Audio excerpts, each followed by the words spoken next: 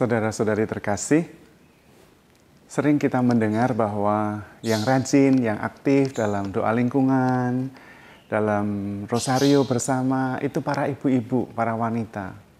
Bapak-bapaknya kurang aktif. Dan itu bisa dimengerti sebetulnya. Karena memang seringkali metode atau cara kita berdoa itu lebih menggarisbawahi hal-hal yang feminin. Sehingga unsur-unsur maskulinnya itu kurang. Dan karena itu bagi bapak-bapak kurang menarik. Yang perlu kita usahakan adalah keseimbangan. Karena memang pada dasarnya spiritualitas itu feminin. Rohani itu feminin. Jasmani itu lebih maskulin. Karena itu perlu diusahakan keseimbangan ini. Karena kalau sangat feminin saja, kurang maskulin juga kurang baik. Misalnya, ya seperti misalnya ketidakberdayaan, kepasrahan, itu sangat feminin. Ketaatan, itu feminin. Maka perlu diusahakan sebuah cara berdoa, cara menghayati hidup rohani yang maskulin juga, seimbang. Spiritualitasnya juga spiritualitas yang diseimbangkan. Bukan hanya menggarisbawahi yang feminin seperti tadi, ya. Ketaatan, kesetiaan, kepasrahan, ketidakberdayaan. Tapi juga ada yang maskulin seperti tanggung jawab, disiplin, strategi, tujuan, perencanaan. Itu juga maskulin. Maka dalam hidup rohani perlu keseimbangan ini. Yang sering terjadi adalah di sebuah gereja, di tempat kita juga, kalau doa rosario, ibu-ibu yang banyak, bapak-bapaknya kurang. Karena itu memang ketekunan, kesetiaan, ketaatan, kelembutan, itu feminin. Sehingga kurang seimbang. Sementara kalau dalam dewan paroki itu bapak-bapaknya banyak. Itu bagus karena itu masalah perencanaan, masalah pengelolaan, disiplin, tanggung jawab, maskulin, tujuan gitu. Tetapi perlu juga diseimbangkan. Sehingga ketika spiritualitas itu feminin, ada unsur juga maskulinnya. Dan ini baik. Karena hidup rohani juga perlu sebuah tujuan. Hidup rohani juga perlu sebuah strategi. Hidup rohani juga perlu arah. Misalnya bertobat. Bertobat itu feminin. Tapi perlu strategi pertobatan. Perlu arah pertobatan. Nah, itu maskulin. Karena memang yang tahu arah itu pria. Kalau ibu-ibu wanita itu kadang-kadang tidak tahu arah. Ini kelihatan kalau belanja. Kalau pria mau belanja itu sudah tahu dia mau pergi ke toko apa, letaknya di pojok di sebelah mana, dia cepat. Langsung pergi ke sana, beli, ke kasir, selesai. 5 menit belanja beres. Tapi coba ibu-ibu kalau belanja. Cari apa, nanti belinya apa. Sudah lihat ke sana, balik lagi, muter lagi, balik lagi, akhirnya tidak beli apa-apa. Karena memang itu feminin.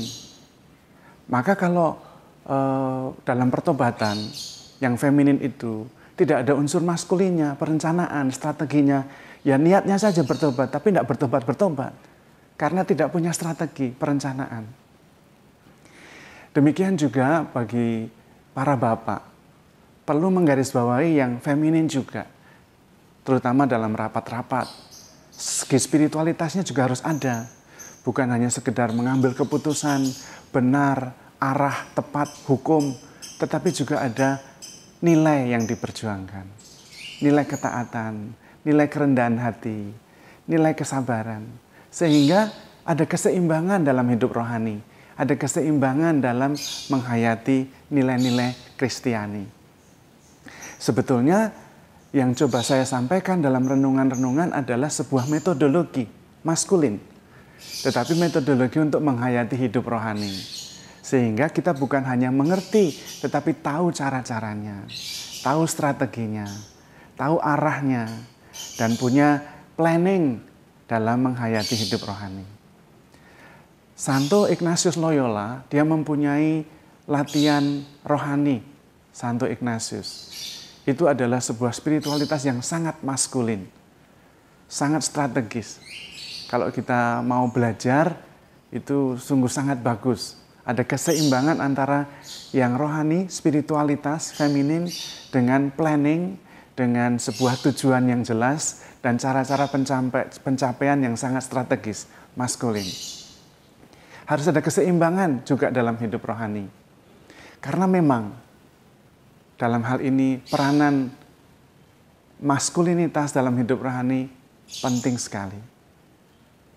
Karena laki-laki maskulin diminta bertanggung jawab oleh Tuhan. Dan yang terjadi adalah dosa, kehancuran itu masuk ketika laki-laki tidak bertanggung jawab, yaitu Adam. Ketika Adam dipanggil Tuhan dan ditanya, dimintai pertanggungjawabannya. Adam, mengapa engkau sembunyi? Dan Adam menjawab, saya malu karena saya telanjang. Siapa yang memberitahu kalau kamu telanjang? Apakah engkau makan buah pohon yang kularang untuk engkau makan? Dan Adam tidak bertanggung jawab.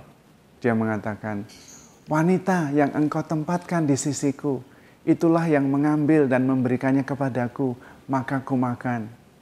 Laki-laki pertama itu, Adam, tidak bertanggung jawab. Dia malah menyalahkan Tuhan. Tuhan disalahkan karena menempatkan wanita di sampingnya. Dan yang disalahkan yang kedua adalah wanita itu. Maka ketika laki-laki Adam tidak bertanggung jawab, dosa masuk dan seluruh dunia hancur. Nanti akan ada satu laki-laki yang bertanggung jawab, yaitu Yesus.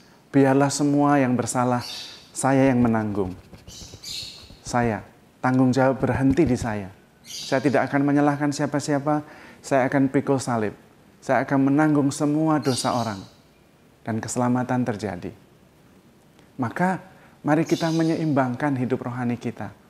Dari segi yang feminin, dari segi yang maskulin. Dari segi spiritualitas, perlu menggarisbawahi tanggung jawab, strategi, planning, arah. Itu yang maskulin. Tetapi juga perlu menggarisbawahi spiritualitas yang mendasari, nilai yang diperjuangkan.